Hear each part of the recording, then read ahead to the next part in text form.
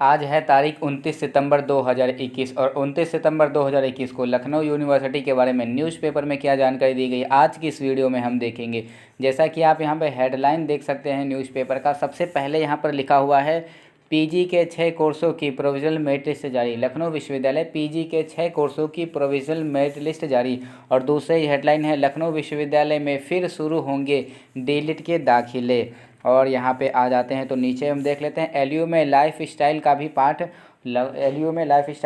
यहाँ पे शामिल किया जाएगा। और नई शिक्षा नीति बताएगी जीवन में संतुलन स्थापित करने के तरीके। और यहाँ पे एक और भी है न्यूज़ जहाँ पे लिखा हुआ है एलयू में बी फार्मा और डी फार्मा कोर्स को मंजूरी।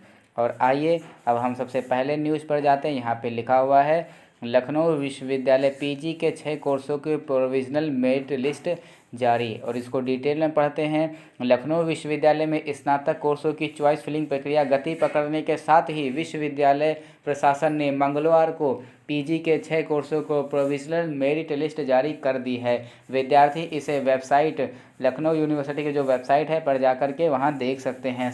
प्रवेश समन्वयक प्रोफेसर पंकज माथुर ने बताया कि एमए एमआईएच एंड आर्कियोलॉजी और एमए फिलॉसफी और एमए डिफेंस स्टडीज़ और एमए ज्योतिर्विज्ञान और एमए एमएससी योगा और MA criminology and criminal justice administration course की प्रोविजनल मेरिट लिस्ट जारी कर दी है। जल्द ही अन्य कोर्सों का भी प्रवेश मेरिट लिस्ट जारी कर दी जाएगी। वहीं दूसरी तरफ विश्वविद्यालय की स्नातक कोर्सों की पहले चरण की चॉइस फिलिंग का परिणाम भी बुधवार को जारी होगा, जबकि बीए बीएससी मैथ व बायो की चॉइस फिलिंग की आखिरी तिथि 29 सितंबर है।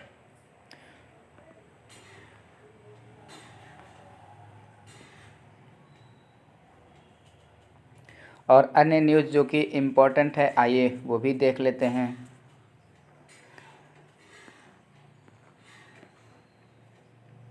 और दूसरी इम्पोर्टेंट न्यूज़ कौन सी है जिसको पढ़ना सही रहेगा।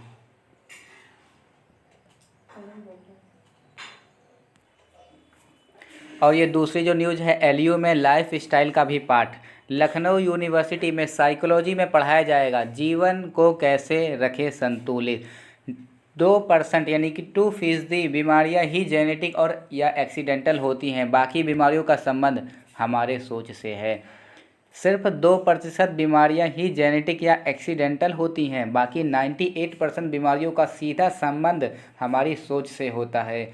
यदि हम अंतर्मुखी यानी अपनी बात या समस्याएं दूसरों को शेयर नहीं करते तो आने वाले दिनों में हम blood pressure, heart attack, cancer जैसी बीमारियों का शिकार हो सकते हैं। स्वस्थ रहने के लिए व्यक्तित्व में संतुलन बेहद ज़रूरी है। जीवन को कैसे संतुलित रखा जाए, अब इसकी जानकारी नई शिक्षा नीति के तहत लखनऊ यूनिवर्सिटी के साइकोलॉजी डिपार्टमेंट की तरफ से तैयार किए गए नए कोर्स में स्टूडेंट को दी जाएगी। ये तो बहुत इम्पोर्टेंट है। कई टॉपिक जोड़े गए हैं।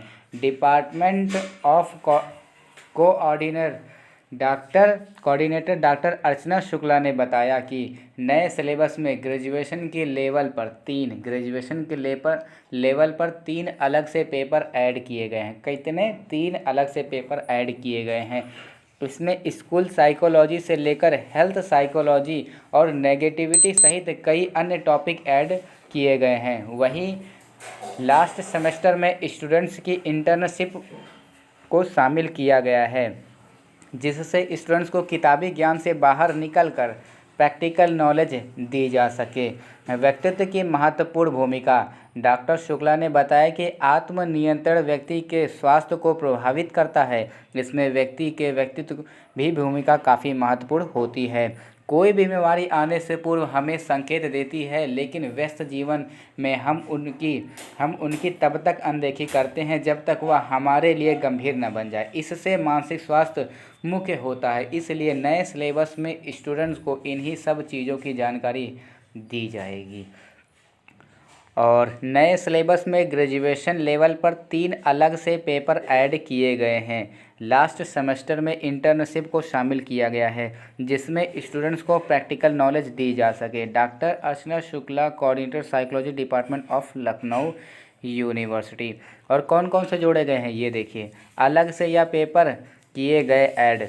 स्कूल ऑफ साइकोलॉजी, इसमें गुरुकुल परिवेश से लेकर ब्रिटिश काल को आंशिक तौर पर लेते हुए आधुनिक शिक्षा का समावेश किया गया है। स्कूलों में मानसिक स्वास्थ्य की स्थिति और आवश्यकताएं, टीचर, मेंटल हेल्थ और स्कूल की एक्टिविटी जैसे टॉपिक शामिल किए गए हैं। किसमें? स्कूल ऑफ साइकोलॉजी में शामिल किए गए हैं। एनवायरमेंटल साइंस, हेल्थ साइकोलॉजी और तनाव का नकारात्मक प्रभाव और इंटर्नशिप, इनको शामिल इसमें किया गया है। ये देखिए, school of psychology.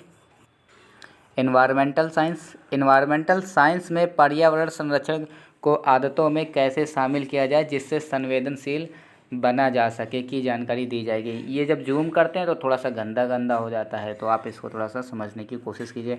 Health psychology, पढ़ाई के दौरान स्टूडेंट को इस बात की जानकारी होनी चाहिए कि उनकी हेल्थ, मेंटल व व्यक्तित्व सब आपसे जुड़े हैं, यह जानकारी इसमें दी जाएगी। ये तो बहुत बढ़िया है, हेल्थ साइकोलॉजी। और तनाव का नकारात्मक, ये तो उससे भी ज़्यादा इम्पोर्टेंट है। इसमें जानकारी दी जाएगी कि हेल्थ पर हम स्ट्रेस नेगेटिव असर नहीं छोड़ता है। इससे जानकारी दी जाएगी हेल्थ पर हर स्ट्रेस नेगेटिव असर नहीं छोड़ता है, कई स्ट्रेस पॉजिटिव भी होते हैं। उदाहरण के तौर पर एग्ज़ाम का जब स्ट्रेस होता है तो वो एक तरफ से पॉजिटिव होता है, बच्चे तैयारी करना शुरू कर देते हैं।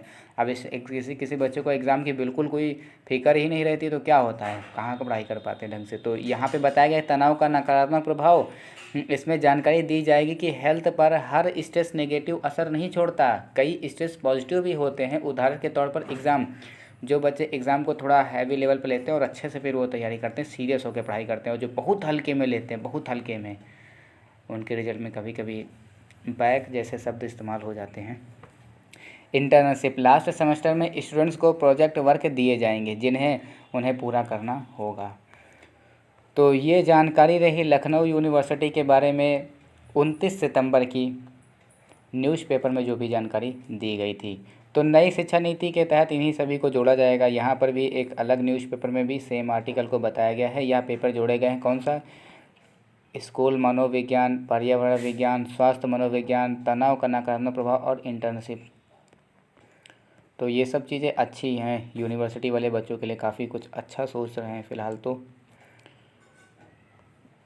ये न्यूज़ भी पढ़ लेते हैं। LU में B फार्मा और D फार्मा कोर्स को मंजूरी। ये आप लोग सुन लीजिए इसको, क्योंकि ये स्क्रीन पे सही दिखाई तो नहीं दे रहा होगा, क्योंकि ये न्यूज़पेपर जूम करने पर ही गंदा हो जा रहा है, क्या किया जाए। फार्मेसी काउंसिलिंग ऑफ इंडिया ने LU में सत्र 2021-22 की फार्मा और D फार्मा पाठ्यक्रम संचालित करने की आधिकारिक मंजूरी दे दी है। अभी तक काउंसिलिंग की ओर से वैकल्पिक मंजूरी दी गई थी। काउंसिलिंग नहीं, ये काउंसिल लिखा हुआ है, सही दिखाई नहीं दे रहा। काउंसिल ने D फार्मा में 100 सीट और B फार्मा में 100 सीट और D फार्मा में 60 सीट पर प्रवेश लेने की अनुमति दी है। साथ ही काउंसिलिंग ने B फार्मा और D फार्मा रेगुलेशन एक्ट के तहत प्रधानाचार्य एवं शिक्षक की भर्ती करने की भी स्वीकृति प्रदान की है। एक बार फिर से मैं पढ़ लेता हूँ, आप लोगों को अगर कुछ कन्फ्यूजन हो। जैसा कि लिखा है कि B फार्मा में 100 सीट और यहाँ पे ये D फार्मा लिखा है, D फार्मा में 60 सीटों पर प्रवेश लेने की अनुमति दी है और शिक्षक की भी भर्ती की जाएगी, यही चीज़ है। तो आज की जो तारीख थी वो 29 सितंबर की न्यूज़ कंप्लीट हो गई है।